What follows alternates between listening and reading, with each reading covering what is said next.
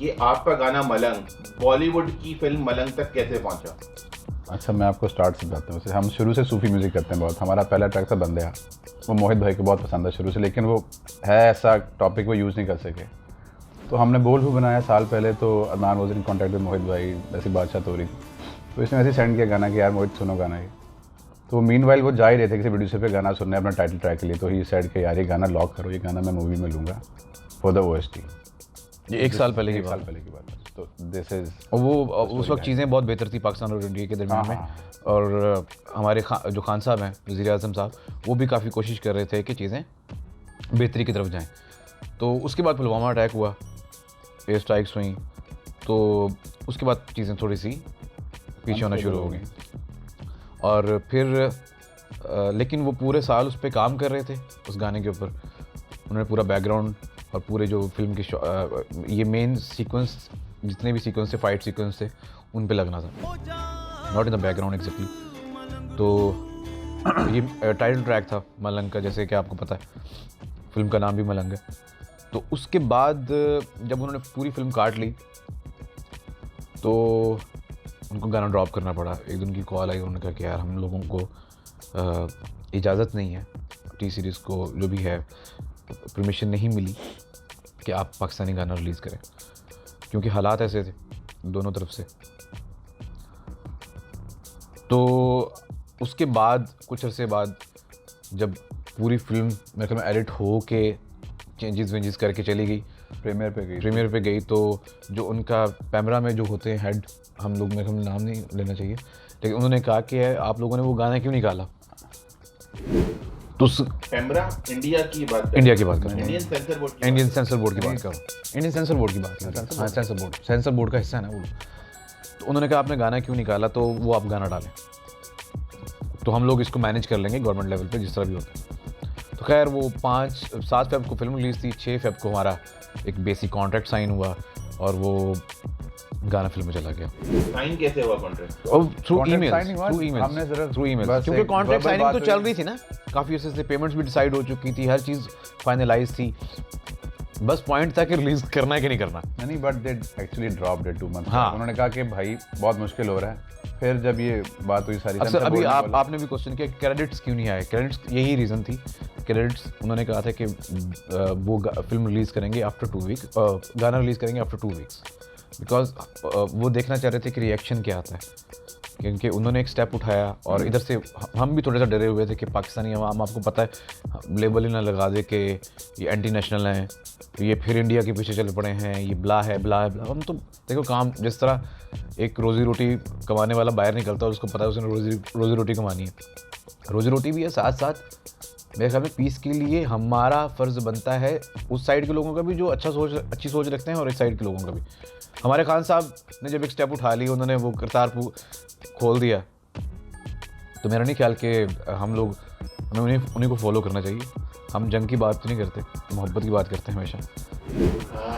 ये बताएं कि जैसे अभी आपने भी जिक्र किया कि एंड क्रेडिट्स में आपको क्रेडिट नहीं मिला, क्योंकि वो फिल्म जा चुकी थी एडिट होके ना, प्रिंट्स उसके जा चुके थे, जहाँ जहाँ उन्होंने प्रिंट्स भेजे उन्होंने भी बोला कि सॉरी, हम लोग आपको अब क्रेडिट्स नहीं दे सकेंगे क्योंकि प्रिंट्स जा चुके हैं और आपका गाना हम लास्ट मोमेंट पे। That was the main reason, this is the main reason.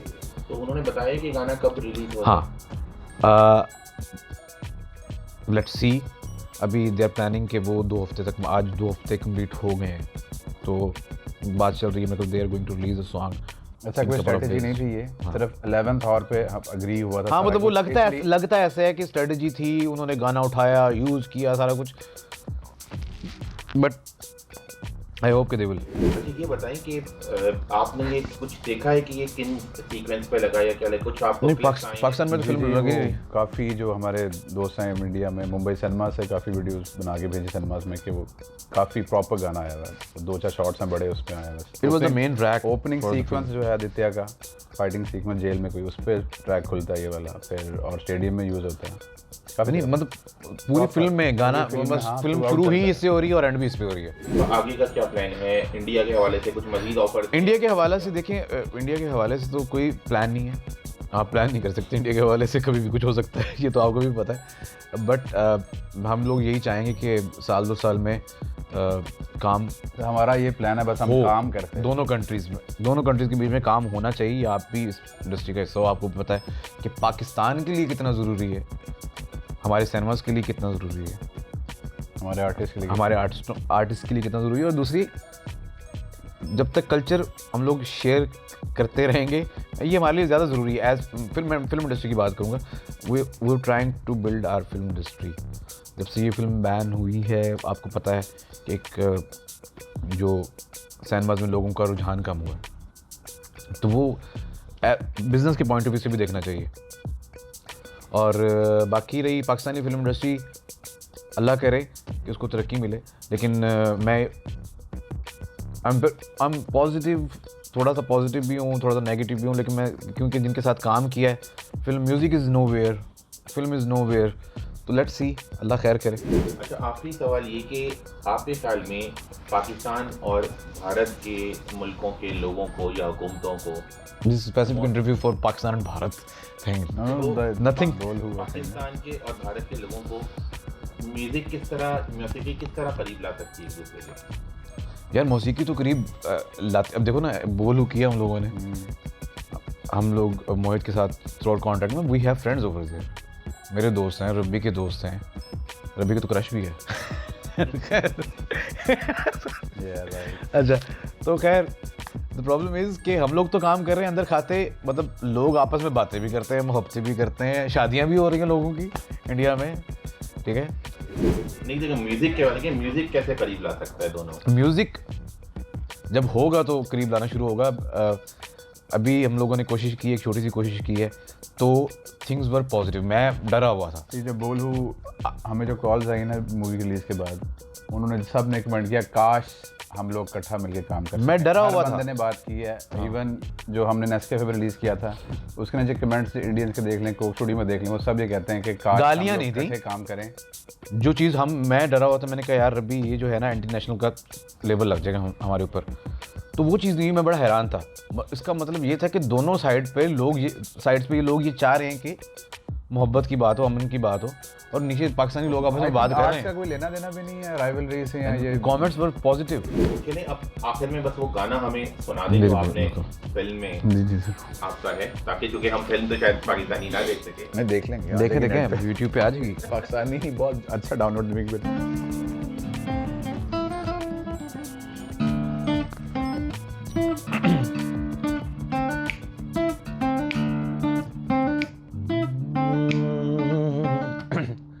रंग जा अपने ही रंग तू, हो जा अपने ही संग तू,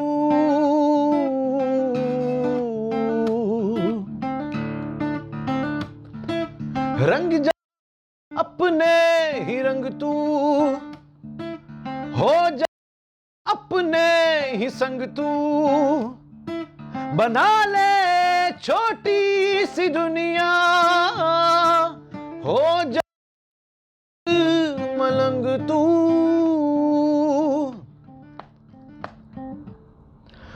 बोलू